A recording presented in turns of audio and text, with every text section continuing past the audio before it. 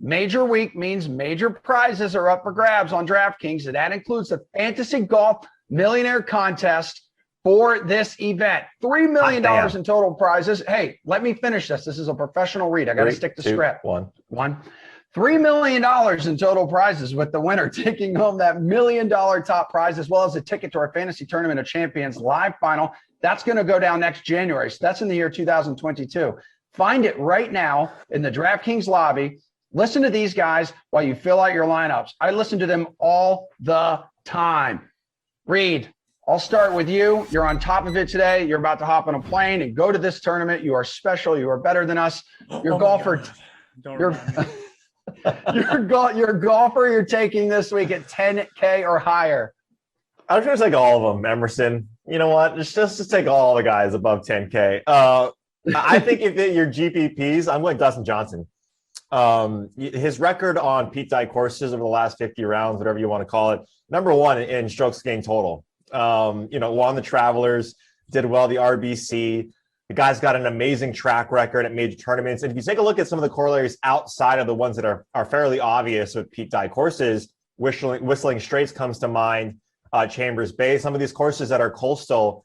And he's done well, runner-up at this tournament, the PGA Championship, now 2 years running. It's just a matter of time before this guy wins a tournament like this. And this course might set up perfectly for him. And right now, the sentiment isn't it's back to where it kind of was, Jeff, when he shot those back-to-back 80s. Like, what's the deal with Dustin Johnson? So I like him for GPPs. If not cash games, I think you can't go wrong with John Rahm. I think he's the guy that if I'm playing cash games, I'm going Rahm. Jeff, what's the deal with Dustin Johnson? I honestly don't know, but I mean, Reed is right. Like the prices on Dustin Johnson and John Rahm this week are pretty ridiculous. And you could even start lineups with them. I mean, I think it would be unique. I think you're going to get low ownership for sure. To me, though, I look at this and I it's a major championship. I got to really emphasize recent form. And to me, the two guys who have the best recent form are Justin Thomas. Well, the three guys, Justin Thomas, Rory McIlroy, and Jordan Spieth. And the cheapest of them by far is Jordan Spieth. 10-1, compared to Thomas, he's even $800 cheaper than Dustin Johnson. Again, you look at the traditional PGA Championship venues, they're longer, and this one's long too, but they're just a little bit different. They're more open style, they're more bomb and gouge. This is just a classic Pete Dye design, and I think with the way Jordan Spieth is hitting it consistently off the tee, with the way his irons are firing, and with the around the green game, I would rather take the discount on Jordan Spieth than pay up for any one of these guys. Reed's right. John Rahm as a cash game play is like no-brainer at 10-5, but I think for me, the best overall play, and again, we're talking about the Millie Maker, and there's like two of them on the DraftKings lobby right now, so check those out. I prefer Jordan Spieth as a play. Yes, Jeff, I have read the graphic with all the information already. How about Ulrich, 9K range? Who's your guy? I mean, it was a little bit of an uneven read, so I just want to remind people. I was interrupted. By one of you. I'll take that. That's my fault. Look, 9K. Again, we're talking about the Millie Maker here, people. We want to win money. So let's look for a guy who's really low sentiment here. And yeah, this one's probably going to make me look bad next Monday, I admit. But Patrick Cantlay at 9,000. Nobody wants to play this guy. 4 missed cuts in a row. Everyone is out on Patrick Cantlay.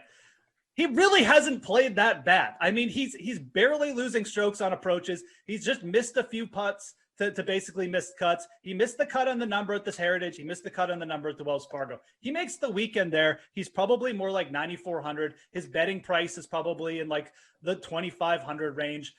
This dude really isn't playing that bad. He's just had a few bad breaks. It does look like he's gotten in his head a bit, but a couple weeks off. We've seen players turn it around off a few missed cuts. We saw Dustin Johnson, like Reed said, shoot like 480s in a row and then win. We saw Paul Casey miss 3 cuts last year and finish second at this very same event at TPC Harding Park.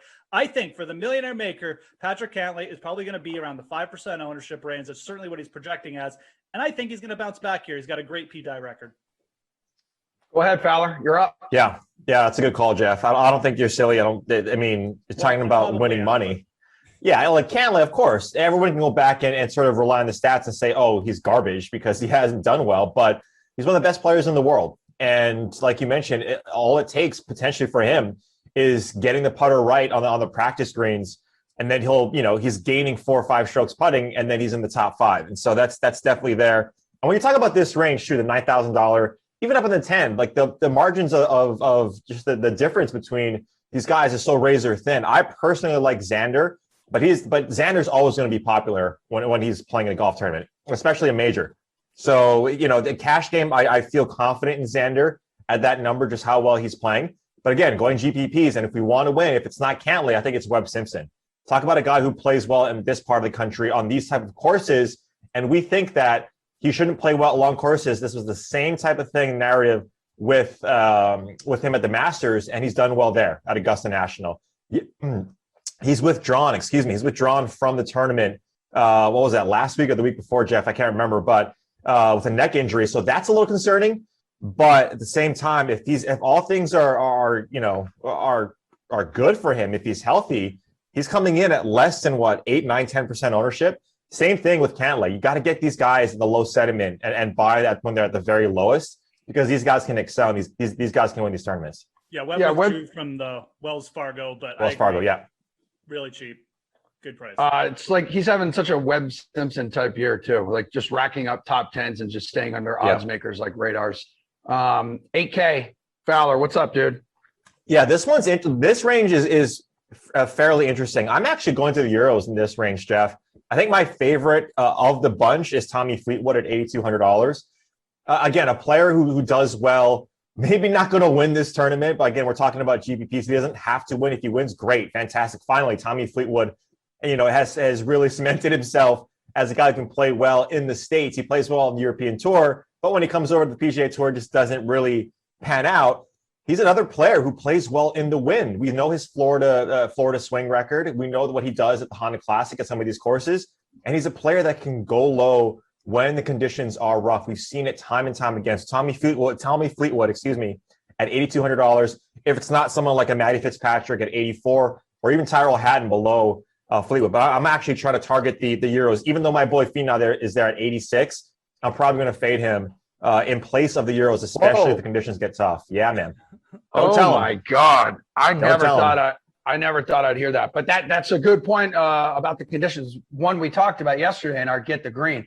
Incredible episode of Get the Green yesterday. You guys can watch it over on YouTube. But go ahead, Jeff. 8K range. Second best edition of Get the Green yesterday. Nope. Sorry, buddy. Fantastic.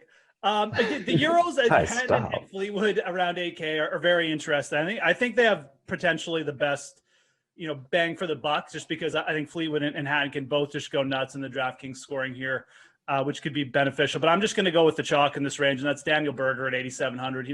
I went off the board in the 9K range. Let's bring it back home, a little bit more sanity in the 8K range. Berger is just playing insanely good golf. 8 top 10s over his last 21 starts on the PGA Tour. The approach game is working. I love the fact this dude hits fairways and hits it long. Maybe he doesn't hit it as long as Bryson, but he hits fairways. He's a solid driver off the tee. He's not going to have trouble with any of the lines here. He's 3 top 10s in his last 4 starts on Pete Dye Designs. He's just rolling right now, and I think this is a great opportunity. A little Southern Coastal course for Daniel Berger. He's already won on a coastal course at Pebble Beach this year. He's playing with confidence. He just seems to be coming right in under the radar, and I think for this price, he's way too cheap. All right, guys, 7K or below. Need you to be quick here, according to our producer, Jeff. Hey, give me Paul Casey here. Coming off a great start at the Valspar. Again, this dude just doing everything right now. Really straight off the tee. Great on approaches, long irons. He's going to set up really well for this course. Sweet T. Yeah, 2 guys. Abraham Anser, $7,900. Great Pete Dye player. And then 7,200 is Harris English, a player who plays extremely well at this part of the country. Has been playing a lot better. So those 2 guys in the 7,000s for me.